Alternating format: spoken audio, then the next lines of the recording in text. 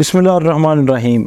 हरम पाक भी, अल्लाह भी, कुरान भी एक, कुछ बड़ी बात थी, होते जो मुसलमान भी एक।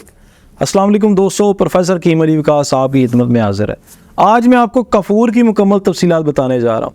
फ़ारसी में इसको कपूर कहते हैं, हिंदी में कपूर कहते हैं, अंग्रेज़ी में इसको कैम्फर कहते हैं।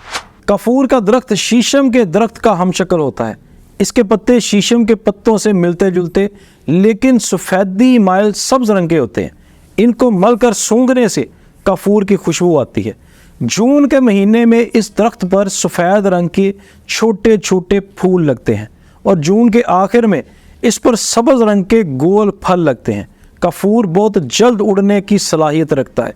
इसका मिजाज सर्द और खुश्क तीसरे दर्जे में है। इसका मुसले आमलों का पानी है। इसकी मिकदार खुराक 1 रत्ती से 3 रत्ती तक है। कफूर का पौधा बोर्नियो, फार्मोसा, ओटाकमंड और नीलगिरी में काश्त किया जाता है। अब आपको इसके इस्तेमालात तफसील के साथ बताऊंगा।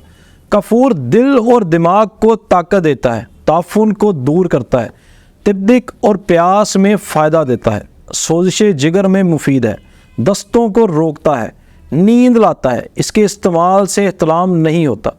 दीगर चीज़ों के साथ गर्मी दानों पर छिड़कने से फ़ायदा होता है। कफूर को ज़्यादा मकदार में खा लेने से सर चकराता है, जल्द ठंडी और चिपचिपी हो जाती है, लेकिन इसका नुकसान बहुत ही कम लोगों को होता है। इसके ये तमाम फ़ायदे इसलिए हैं क्योंकि इसके अंदर मंदरजा अज़ा पाए जाते हैं। कफूर में एक सफ़ेद रंग का कलमी मुरक्कब पाया जाता है जो कि उड़ जाने वाले रोगन का जुज़ है। ये रोगन बहुत सी निबात में पाया जाता है।